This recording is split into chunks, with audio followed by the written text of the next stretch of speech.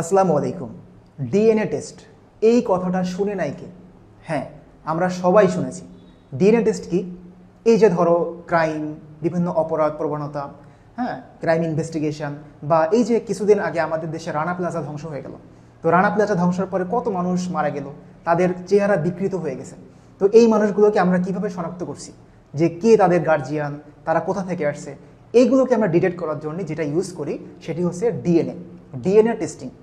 তাহলে ডিএনএটা কি, যে এইটা দিয়ে আমরা একটা মানুষকে ইন্ডিভিজুয়ালি তাকে শনাক্ত করতে পারি? হ্যাঁ, ডিএনএ হচ্ছে specific for an individual person, মানে প্রত্যেকটা মানুষের জন্য ডিএনএ হচ্ছে একদম স্পেসিফিক।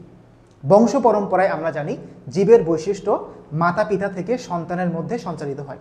আর এই যে মাতা পিতা থেকে সন্তানের মধ্যে সঞ্চারিত হয়, যার মাধ্যমে মেসেঞ্জার, যে that's called the DNA, and DNA is the nucleic acid. তো আজকে আমরা এই নিউক্লিক অ্যাসিড সম্পর্কে জানব।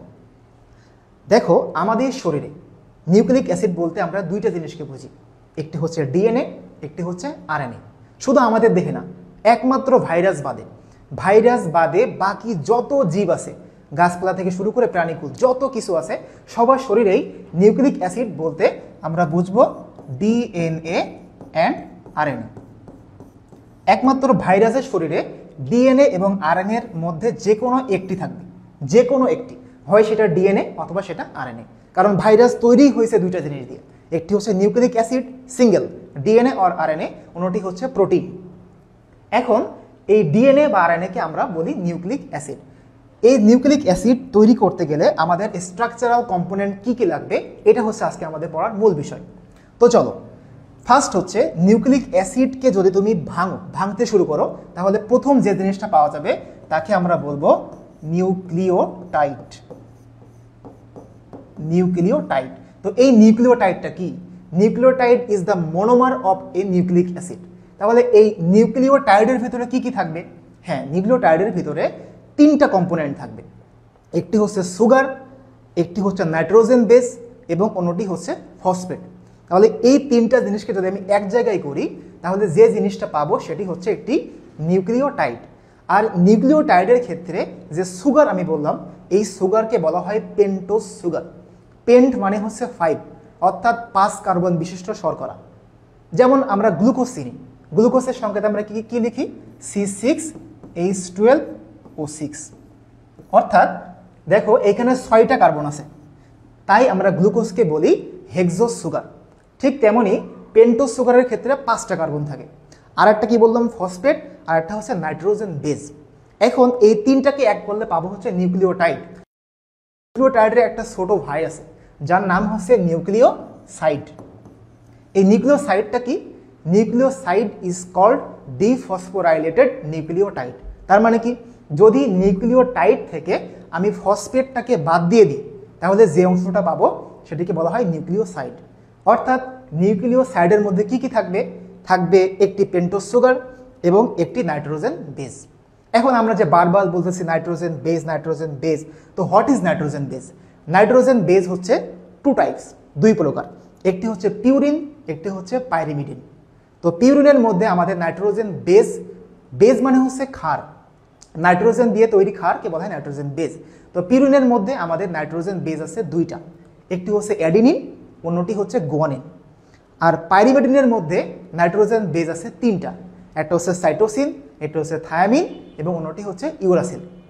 সবসময় মনে রাখবে যে একটি নিউক্লিক অ্যাসিড তৈরি হতে গেলে 2টা স্ট্র্যান্ড যদি থাকে, তাহলে 2টা স্ট্র্যান্ডের মধ্যে অবশ্যই একটির পিউরিন বেজের সঙ্গে অন্যটির পাইরিমিডিন বেজের মধ্যে কানেকশন হবে।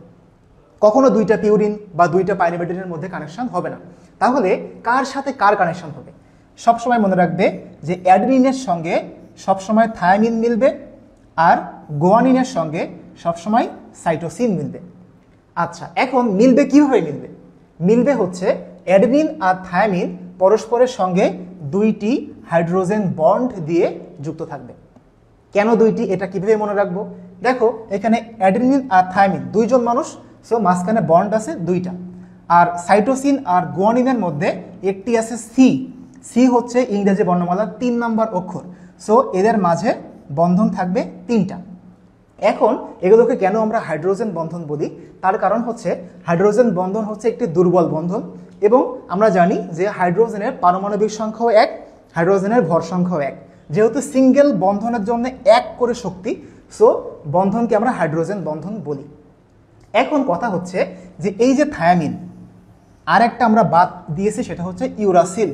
এই থায়ামিন আর ইউরাসিল নিয়ে একটা ইম্পর্টেন্ট কথা, সেটি হচ্ছে thymine only specific for DNA, অর্থাৎ ডিএনএর ক্ষেত্রে আমরা শুধুমাত্র থায়ামিনকে দেখতে পাবো, আরএনএতে কখনোই থায়ামিন থাকবে না।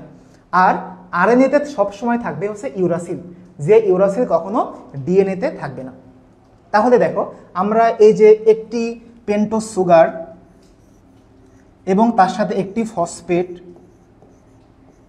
এবং একটি নাইট্রোজেন বেস, এই তিনটা জিনিস দিয়ে পালাম একটি নিউক্লিওটাইড।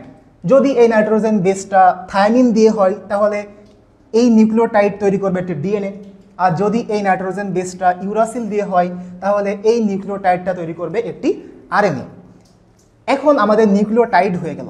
এখন তুমি পর পর পর পর অনেকগুলো নিউক্লিওটাইডকে ইটের মতো বসাও, বসাতে বসাতে তুমি যেটা পাবা সেটি হচ্ছে নিউক্লিক অ্যাসিড।